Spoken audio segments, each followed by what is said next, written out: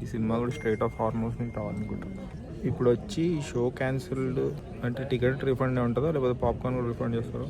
Hi guys, నిన్న morning ఒక movie చూసాను భయ్య, అండ్ నిన్న నైట్ ఇంకో మూవీ చూసాను. మార్నింగ్ చూసిన మూవీ పేరు ప్రాజెక్ట్ హెయిల్ మేరీ, అదొక ఇంగ్లీష్ సినిమా. నైట్ ఇంకో మూవీ చూసానని చెప్పాను కదా, దాని పేరే యూత్. కానీ ఈ వీడియోలో నేను మార్నింగ్ చూసిన మూవీ ప్రాజెక్ట్ హెయిల్ మేరీ గురించి మాట్లాడబోతున్నాను. నాకు ఎలా అనిపించింది, ఎవరెవరు చూడొచ్చు ఈ మూవీ అనేది ఈ రివ్యూలో చెప్పబోతున్నాను భయ్య. నిన్న మార్నింగ్ ఏఎంబి సినిమాస్ లో 9 AM షోకి ప్రాజెక్ట్ హెయిల్ మేరీ సినిమా చూడడానికి వెళ్ళిపోయాను భయ్య. అన్ఫార్చునేట్లీ సినిమా గంట సేపు తర్వాత స్టార్ట్ అయింది. సినిమా లేట్ గా వేసిన చాలా గ్రేట్ గా ఉంది. ఒకవేళ మీకు space research, solar system, space invasion ఇలాంటి సబ్జెక్ట్ మ్యాటర్స్ రిలేటెడ్ మూవీస్ నచ్చితే, ఇంటర్స్టెల్లార్, గ్రావిటీ, మార్షియన్ లాంటి మూవీస్ మీకు నచ్చితే this movie is for you. Usually ఈ స్పేస్ సినిమాలు వాటికి ఉన్న జార్గన్ వల్ల అర్థం చేసుకోవడం కష్టం. జార్గన్ అంటే ఫర్ ఎగ్జాంపుల్ సాఫ్ట్వేర్ ఫీల్డ్ లో కోడింగ్ ఉంటుంది కదా, దానికో సపరేట్ భాష ఉంటుంది. వాళ్ళు యూజ్ చేసే వర్డ్స్ వెరైటీగా ఉంటాయి. కామన్ పీపుల్ కి ఆ వర్డ్స్ అర్థం కావు. ఇప్పుడు ఫర్ ఎగ్జాంపుల్ క్రికెట్ ఉంటుంది ఆర్ టెన్నిస్ ఉంటుంది.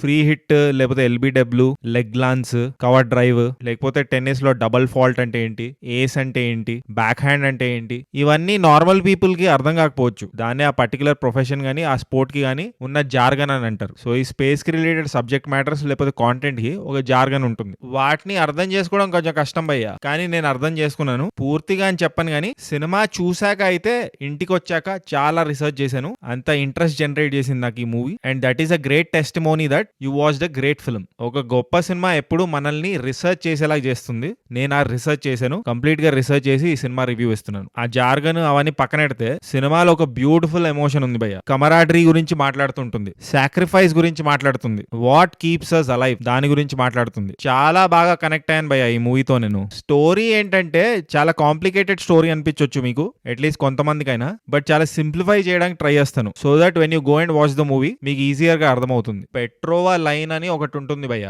సన్ నుంచి వీనస్ వరకు. మీకు సోలార్ సిస్టమ్ తెలుసు కదా, సన్, మెర్క్యూరీ, వీనస్, తర్వాత అర్త్ వస్తుంది. సో పెట్రోవా లైన్ ఏంటంటే సన్ దగ్గర నుంచి వీనస్ వరకు ఒక బ్రిడ్జ్ ఉంటుంది. ఆ బ్రిడ్జ్ ఇన్ఫ్రారెడ్ రేస్ తో తయారై ఉంటుంది. అక్కడ ఆస్ట్రోఫేజ్ అని ఒక మైక్రో ఆర్గానిజం పెరుగుతూ ఉంటుంది. అదొక ఏలియన్ మైక్రో ఆర్గానిజం. అంటే అర్త్ మీద దొరకదు అది. It's similar to algae. Algae అంటే గ్రీన్ కలర్ లో ఉంటుంది కదా, ఇంచుమించు అలాంటిది భయ్య. ఇది ఆ పెట్రోవా లైన్ ఉంది కదా, సన్ నుంచి వీనస్ మధ్యలో ఒక ఇన్ఫ్రారెడ్ రేస్ తో తయారైన బ్రిడ్జ్ అక్కడ పెరుగుతుంది. దానికి ఆహారం ఏంటంటే సన్ నుంచి వచ్చే లైటింగ్, సన్ నుంచి వచ్చే రేస్. సో ఆస్ట్రోఫేజ్ అనే మైక్రో ఆర్గానిజం సన్ నుంచి వచ్చే రేస్ ని తినేస్తుంది భయ్య. దాని మీదే ఫీడ్ అవుతుంది. దాని వల్ల ఏమవుతుంది, అర్త్ కి రావాల్సిన సన్ రేస్ బ్లాక్ అయిపోతుంది. సన్ నుంచి రావాల్సిన లైట్ ఈ ఆస్ట్రోఫేజ్ కన్జ్యూమ్ చేసడం వల్ల అర్త్ కి సన్ లైట్ రావట్లేదు భయ్య. సన్ లైట్ రాపోతే చాలా ఎన్వైరన్మెంటల్ ఇష్యూస్ వస్తాయి. ఆబ్వియస్లీ సన్ లైట్ లేకపోతే అతలా కుతలం అయిపోతుంది. ఏ రేంజ్ కి రీచ్ అవుతుందంటే 30 years లో మనం అందరం చచ్చిపోబోతాం. అర్త్ అనే నామూ నిషానా హ్యాబిటాట్, అర్త్ తో పాటు చాలా ప్లానెట్స్ ఎక్స్టింక్ట్ అయిపోతాయి. ఇలా అవ్వకూడదు అంటే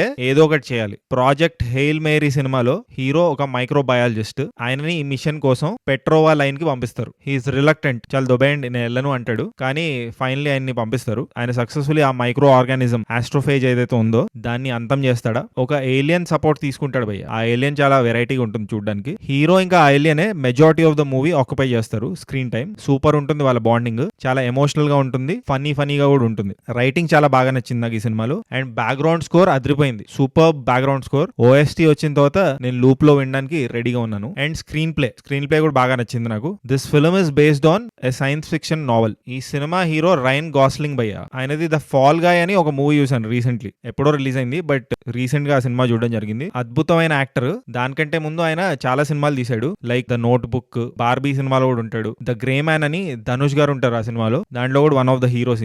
సినిమా మొత్తం 90% ఆయనే ఉంటాడు. చాలా కాంప్లికేటెడ్ క్యారెక్టర్ ఇది. ఆయన పర్ఫార్మెన్స్ వేరే లెవెల్ ఉంది. అండ్ ఈ సినిమాలో హీరో ఒక ఏలియన్ తో వర్క్ చేస్తాడని చెప్పాను కదా స్పేస్ లో. ఆ ఏలియన్ ని సీజీలో చేయలేదంట, రియల్ గా క్రియేట్ చేశారంట, రోబోటిక్స్ అవన్నీ వాడి. నాకైతే ఒక out of the world experience ఇచ్చింది భయ్య ఈ మూవీ. నేను కొన్ని స్పేస్ మూవీస్ చూసాను, అవి యూజువల్లీ సాడ్ ఎండింగ్ ఉంటాయి, బట్ ఈ సినిమా కూడా సాడ్ ఎండింగ్. మీరే చూసి తెలుసుకోండి. But I will definitely recommend this movie to you. అసలు స్పేస్ మిషన్స్ కి వెళ్లే వాళ్ళ మైండ్ సెట్ ఎలా ఉంటుంది, వాళ్ళు విల్లింగ్ గానే ఉంటారా స్పేస్ కి వెళ్ళడానికి, వాళ్ళ వాళ్ళ సైకి ఎలా ఉంటుంది, వాళ్ళ థాట్ ప్రాసెస్ ఎలా ఉంటుంది, what all they go through అనేది ఈ సినిమాలో చాలా బాగా చూపించాడు భయ్య. స్పేస్ లో సీన్స్ కూడా చాలా బాగున్నాయి. Technically it's a brilliant film. Camera work కూడా అదిరిపోయింది. సో ఇంకా లాగదలుచుకోలేదు ఈ రివ్యూని. ఒకటే మాట చెప్పి ఫినిష్ చేస్తాను, go watch it. Amaze amaze amaze. So finally ఈ సినిమాకి నేను ఇచ్చే రేటింగ్ 3.75 టమాటోస్ భయ్య. ఒకవేళ మీరు ఈ సినిమా చూస్తుంటే మీరేం టమాటోస్ ఇస్తారో కామెంట్ చేయండి. అండ్ జస్ట్ ఇన్ కేస్ ఇంకా సబ్స్క్రైబ్ చేసుకోవచ్చు కదా, పుచ్చుక్ పుచ్చుక్.